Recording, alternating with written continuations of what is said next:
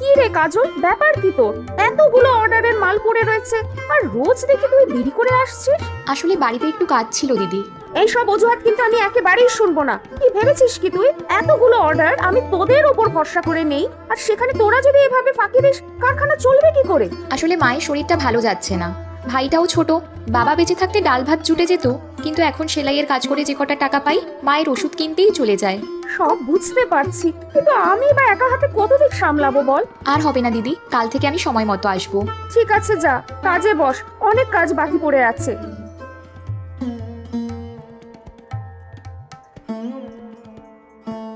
আজ এত দেরি হলো তোর? কারখানায় অনেক কাজ জমে আছে, শেষ করতে দেরি হয়ে গেল। রোজ যেতেও দেরি হচ্ছে। আমি অসুস্থ হয়ে তোকে বড়ই বিপদে ফেলেছি, তাই না? আজ তোর বাবা বেঁচে থাকলে। এসব কথা থাক মা, ভাই কোথায়? কি জানি, বেরোলো তখন, এখনো তো এলো না। সবই কপাল আমাদের। এসব কথা ভেবে আর লাভ নেই মা, এটাই আমাদের ভবিতব্য, আর এটাই আমাদের মেনে নিতে হবে। যাই, আমি রান্না বসাই।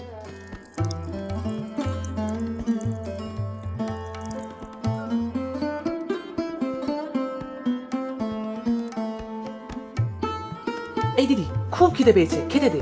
সারাটা দিন থাকিস কোথায়? হাত মুখ ধুয়ে আয়, আমি মাকে খেতে দিয়ে তারপরে ভাত বাড়ছি। সারাদিন এধার ওধার কোথায় ঘুরে বেড়াস বলতো? স্কুল থাকলে সারা সকাল আগে স্কুলেই কেটে যেত। আমি জানিস তো দিদি, মাঝে মাঝে স্কুলের গেটের সামনে গিয়ে দাঁড়িয়ে থাকি। তোর স্কুলে যেতে খুব ইচ্ছে করে, তাই না? তা তো করে, কিন্তু টাকা না দিলে স্কুলে ঢুকতে দেবে না বলেছে। আমিও কাজ করে যে কটা টাকা পাই মায়ের ওষুধেই চলে যায়। আজও দেরি করে গেছি বলে কৃষ্ণা দিদি খুব রাগ করেছে।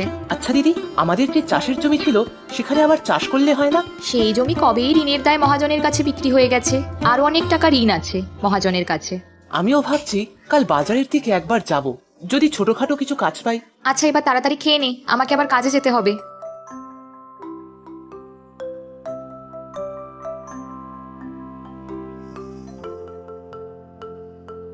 কাজল, কাজল, বাইরে আয় একবার। দিদিকে কি দরকার? ডাক তোর দিদিকে, তোর দিদির সাথে কথা আছে। ডাক ডাক, এত সময় নেই আমার। বলি, আমার টাকাটা কবে পাবো? আর কদিন বাদেই দিয়ে দেবো, একটু অসুবিধা চলছে। কদিন কদিন করে তো 1 বছর পার হয়ে গেল, আর তো অপেক্ষা করা যায় না। আসলে মায়ের শরীরটা ভালো যাচ্ছে না, তাই ডাক্তার ওষুধ এসবের পেছনে আমি যা রোজগার করি তার অনেকটাই চলে যায়। ভাইটারও স্কুল বন্ধ হয়ে গেছে টাকার অভাবে। এসব শুনে আমি কি করবো বলতো? আমার টাকা চাই, ব্যাস। তোর বাবা জমি বন্ধক রেখে টাকা ধার নিয়েছিল, সেই টাকা ফেরত দিতে পারেনি। তারপরে আবার এই বাড়ি বন্ধক দিয়ে টাকা ধার নিয়েছিল। আমাকে আরেকটু সময় দিন, আমি ঠিক এই টাকা ফেরত দিয়ে দেব। তোর বাবা নেই, তাই দয়া করে তোদের এখানে থাকতে দিয়েছি। 1 সপ্তাহ সময় দিলাম, এর মধ্যে টাকা না পেলে তোদের বাড়ি থেকে বার করে দিতে বাধ্য হব। কথাটা মনে রাখিস। কি রে, আজও দেরি?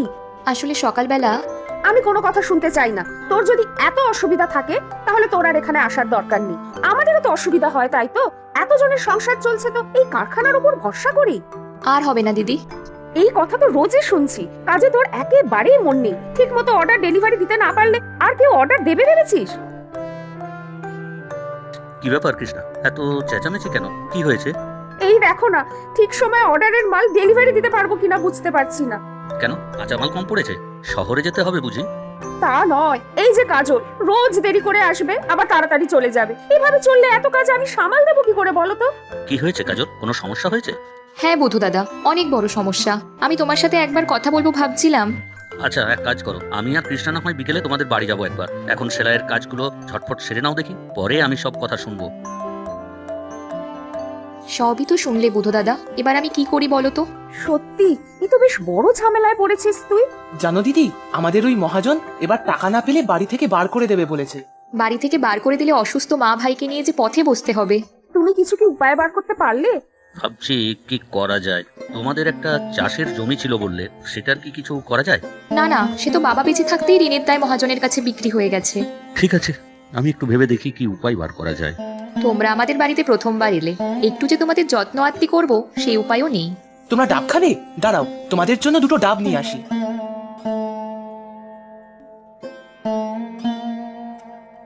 বাহ, কি মিষ্টি জল, তোমাদের গাছের বুঝি? হ্যাঁ, বাবা বেঁচে থাকতেই বেশ কিছু নারকেল আর সুপারি গাছ বাড়ির চারপাশে লাগিয়েছিল। মাঝে মাঝে কিছু নারকেল আর সুপারি ভাই বাজারে বিক্রি করে আসে, ওই যা অল্প কিছু টাকা পাওয়া যায়।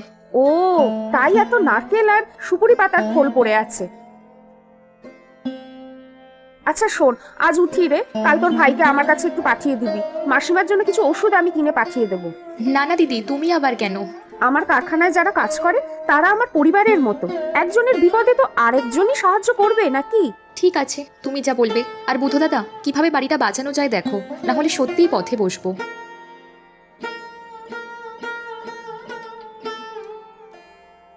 আরে বুধু দাদা যে, এসো এসো, তোমার কথাই ভাবছিলাম। কেন গো বলাই দাদা, নতুন কিছু রেঁধেছো বুঝি? ঠিক ধরেছো, আজ একটু খিচুড়ি বানিয়েছি, খেয়ে দেখো দেখি কেমন হয়েছে।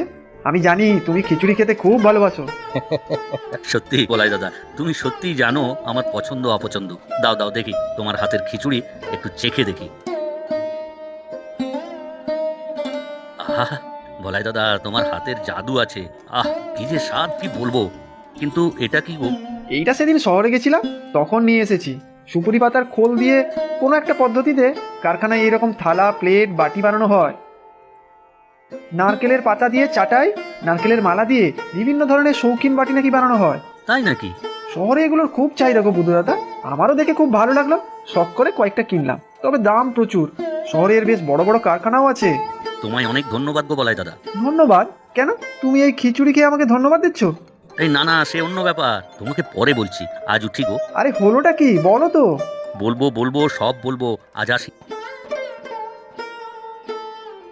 আসতে পারি? আরে বুধো যে, কি খবর? এসো এসো, বসো। আপনার সাথে একটু কথা ছিল। হ্যাঁ হ্যাঁ, বলো না, কি বলবে? আপনি তো জানেনই আমার আর কৃষ্ণার একটা কাপড়ের কারখানা আছে।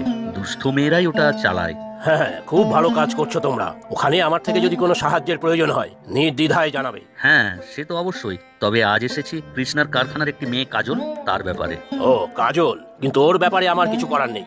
অনেকগুলো টাকা অনেক দিন ধরে পড়ে আছে, জীবনে শোধ করতে পারবে বলে তো মনে হয় না। 1 সপ্তাহ সময় দিয়েছি, শোধ দিতে না পারলে বাড়ির দখল নিতে হবে। সে তো জানি, তবে মেয়েটা খুব গরিব, কিন্তু পরিশ্রমী, একার হাতেই সংসার টানছে। দেখো বুধো, এসব শুনে আমার কোনো লাভ নেই। আমি গরিবদের উপকার করতে চাই, তাদের জন্য ছোটখাটো কর্মসংস্থানের ব্যবস্থা করি। তবে দান ছত্র তো খুলে রাখিনি, এ ব্যাপারে আমার কিছু করার নেই ভাই বুধো।